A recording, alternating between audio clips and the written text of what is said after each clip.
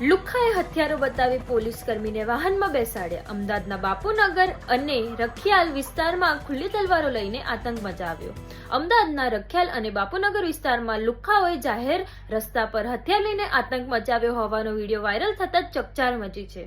ઘટના સ્થળ પર પહોંચેલા પોલીસ કર્મીઓને પણ લુખ્ખાઓએ ધક્કો મારીને પોલીસ વાહનમાં બેસાડી દેવા હોવાના વિડીયો સામે આવ્યા છે. પોલીસની હાજરી ન હોય અને લુખ્ખાઓ મન પડે એ રીતે વર્તે તો સમજી શકાય, પરંતુ પોલીસની હાજરીમાં પણ બેફામ વર્તન કરતા હોવાનો વિડીયો વાયરલ થતા સવાલો ઉઠ્યા છે. આ મામલે 2 પોલીસ સ્ટેશનમાં ગુનાઓ નોંધીને એક શખ્સની અટકાયત કરી લેવામાં આવી હોવાનું સામે આવ્યું છે. રખિયાલના ગરીબનગર વિસ્તારમાં આતંક મચાવ્યો. રખિયાલના ગરીબનગર પાસે અસામાજિક તત્વોએ તલવાર અને અન્ય હથિયાર હાથમાં રાખીને ખુલ્લેઆમ આતંક મચાવ્યો હતો. રખિયાલ નૂર હોટલની શરૂ થયેલા માથાકૂટ બાપુનગર પોલીસની હદ સુધી પહોંચી હતી. રખિયાલમાં આતંક મચાવનાર ટોળકીએ બાપુનગરમાં પણ જાહેરમાં હથિયાર વડે આતંક મચાવ્યો હતો.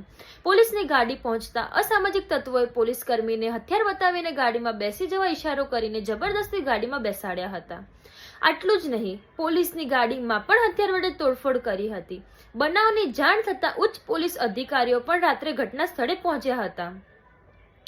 પોલીસે એકની અટકાયત કરીને અન્ય શોધખોળ શરૂ. આ મામલે બાપુનગર પોલીસે એક અને રખિયાલ પોલીસે એક ફરિયાદ નોંધી છે. રખિયાલ પોલીસે સમીર ઉર્ફે ચીકા મહેબૂબ મિયા શેખ નામના આરોપીની ધરપકડ પણ કરી છે, જ્યારે અન્ય ફરાર શખ્સોની શોધખોળ પર હાથ ધર્યા છે.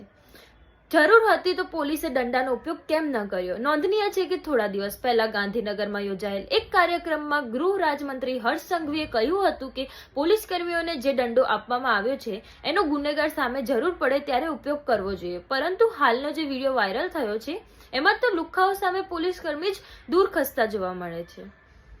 તો હું તમારી સંવાદદાતા સ્નેહા શાહ અને તમે જોઈ રહ્યા છો SG ન્યૂઝ ગુજરાતી.